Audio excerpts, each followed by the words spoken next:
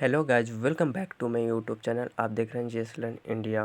हम weekly challenge में हम डे 2 की बात करें, जो कि मैं इसी वीडियो में फर्स्ट डे में कवर कर रहा हूँ, जिसमें से हम सबसे पहले बात करेंगे इंडियन हिस्ट्री ओवरव्यू, जिसमें हम एंसेंट और मिडिवल एंड मॉडर्न इंडिया के बारे में बात करेंगे। सबसे पहले अध्याय में हम बात करते हैं भारतीय इतिहास का परिचय, कि इसके इतिहास क्या है। तो भारत का इतिहास बहुत प्राचीन और विविधताओं से भरपूर है, जिसमें भारतीय इतिहास को 3 प्रमुख भागों में विभाजित किया जा सकता है, जिसमें से पहला है प्राचीन भारत और सेकंड है मध्यकालीन भारत, तीसरा है आधुनिक भारत, जिसमें इन तीनों कालखंडों में भारतीय समाज, संस्कृति, राजनीतिक और अर्थव्यवस्था में विभिन्न बदलाव और विकास को देखने को मिले हैं।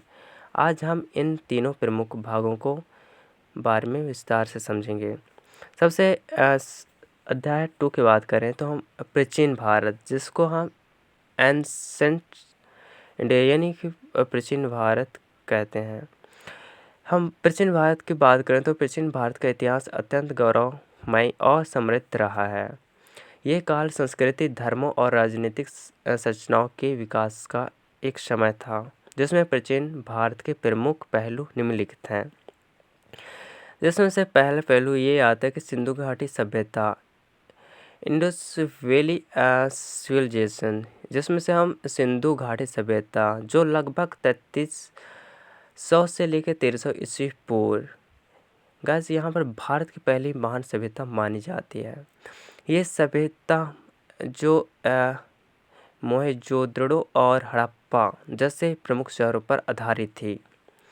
यहाँ पर उन्नत नगर नियोजन, सिंचाई प्रणाली और लेखन की पहचान की गई है। सेकंड की बात करें तो वैदिक काल, जिसमें से हम वैदिक काल में लगभग 1500 से 500 ईस्वी पूर्व में आर्य लोग भारत आए और हिंदू धर्म के 4 वेदों का निर्माण किया। इस काल में समाज के जातिवाद, धार्मिक कर्मकांड और वेदों की उपासना का प्रमुख स्थान था। तीसरा बात करें महाजनपद काल, जिसमें महाजनपद काल पीरियड, जिसमें महाजनपद काल में भारत में 16 महाजनपद थे, जिसमें 2 विभिन्न राज्य और जनपद में विभाजित थे। इस समय में बुद्ध और महावीर ने बौद्ध धर्म और जैन धर्म का नींव रखी। चौथा बात करते हैं मौर्य साम्राज्य, जिसमें से मौर्य एम्पायर, जैसे मौर्य साम्राज्य ने 321 से 150 ईस्वी पूर्व भारतीय इतिहास का एक महान साम्राज्य था, जिसके नींव चंद्रगुप्त मौर्य ने रखी और अशोक ने इसे विस्तार दिया। अशोक ने धर्म और संस्कृति विकास के लिए एक कार्य की और विशेष रूप से धम्म और अशोक का एक शिलालेख का माध्यम से समझाया। पांचवा बात करते हैं गुप्त साम्राज्य, जिसमें से हम गुप्त साम्राज्य में 320 से 550 ईस्वी, जो भारतीय इतिहास को सोने का युग माना जाता है।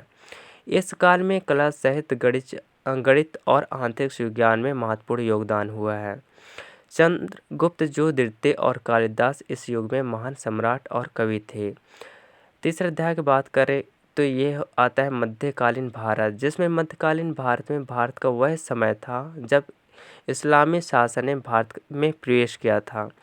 इस काल में भारत ने कई राजवंशों और साम्राज्यों का उत्थान और पतन हुआ, जिसमें से सबसे पहला आता है दिल्ली सल्तनत, जिसमें दिल्ली सल्तनत में 1206 से 1526 ईस्वी, जिसमें भारत में इस्लामी शासन का पहला प्रमुख रूप था।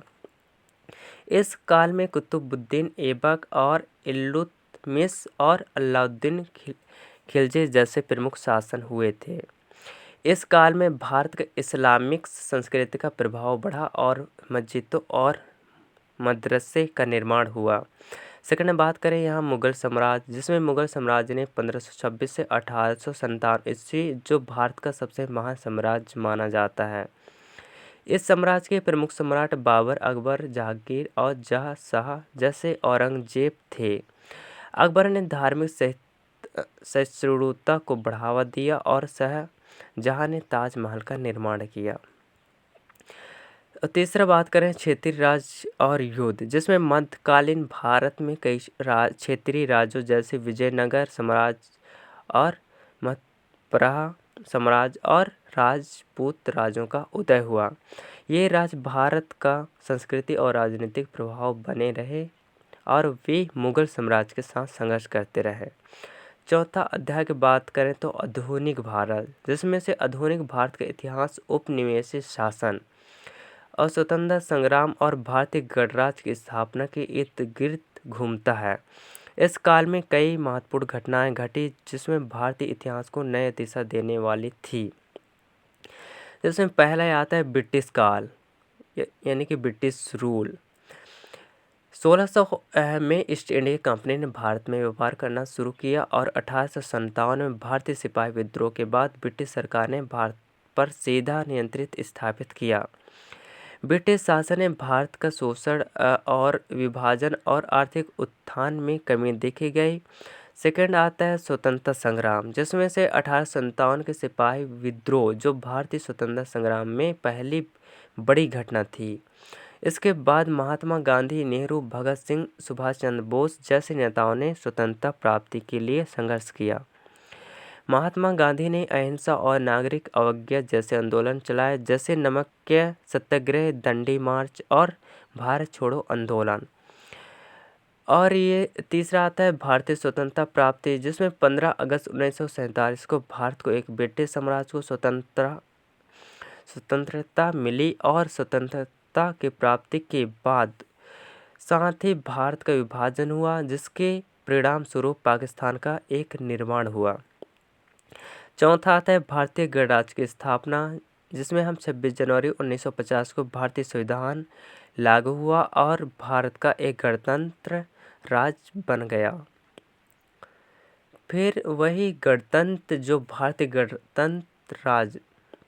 गणराज्य के पहले राष्ट्रपति डॉक्टर राजेंद्र प्रसाद थे और भारतीय संविधान के निर्माता डॉक्टर भीमराव अंबेडकर थे। इसका यह है गाइस कि भारत के जो इतिहास था ये लंबी और गौरवपूर्ण यात्रा है, जिसमें विभिन्न संस्कृति, धर्म और शासन व्यवस्था शामिल है। प्राचीन भारत में महान सभ्यताओं का विकास हुआ। मध्यकालीन भारत में विभिन्न साम्राज्य स्थापित हुए और आधुनिक भारत को स्वतंत्रता संग्राम के माध्यम से ब्रिटिश शासन में मुक्ति प्राप्त की और आज भारत के ये लोकतंत्र गणराज्य के रूप में वैश्विक मंच पर अपनी पहचान बना चुका है। तो गाइस कुछ इस प्रकार से ये इतिहास रहा और अब चलते हैं हम नेक्स्ट टॉपिक की ओर।